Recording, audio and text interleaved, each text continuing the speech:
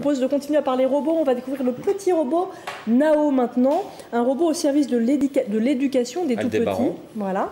Pour mieux appréhender l'espace, la gauche et la droite, les enfants de la grande section de l'école de Comprégnac étaient invités à guider un robot perdu sur notre planète. C'est un reportage de Bénédicte Jourdier.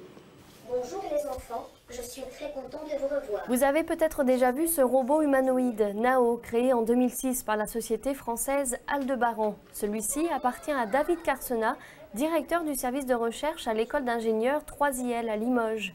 Avec Madame Le Signe, professeure et directrice de l'école de Comprégnac, ils ont mis en place un projet pédagogique avec les enfants de grande section pour mieux appréhender l'espace, la gauche et la droite.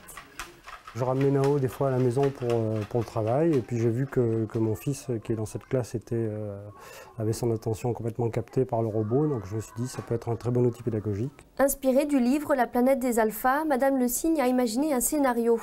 Nao aurait atterri accidentellement sur la Terre. Les enfants ont donc pour mission de le guider vers sa planète. Faut-il que je tourne encore à droite?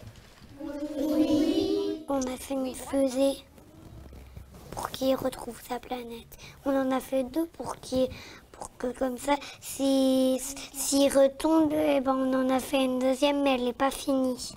L'idée de départ, c'était d'utiliser Nao sur un parcours pour qu'on puisse le diriger droite, gauche, devant, derrière. Les enfants ont tout de suite réagi, donc positivement. Ils étaient très emballés, donc du coup on a été beaucoup plus loin et ça s'est construit un petit peu au fur et à mesure.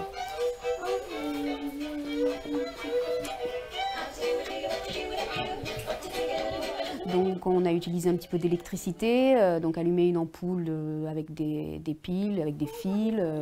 On a fait aussi beaucoup de graphismes. On a lu beaucoup d'histoires aussi sur les robots. On a lu des documentaires. On a regardé et observé des robots, donc que ce soit des robots de toutes sortes, des robots de cuisine. Donc on est vraiment parti finalement sur un projet qui a été ouvert à plein d'autres disciplines de l'école. Nao, il peut danser de danse. En fait, il peut raconter des histoires. Le gros avantage, c'est que c'est une plateforme qui est complètement ouverte. Donc il y a beaucoup d'outils intégrés dedans, beaucoup de capteurs, beaucoup de moteurs, donc on peut faire beaucoup de choses. L'inconvénient, c'est que vu qu'elle est complètement ouverte, il faut tout lui apprendre.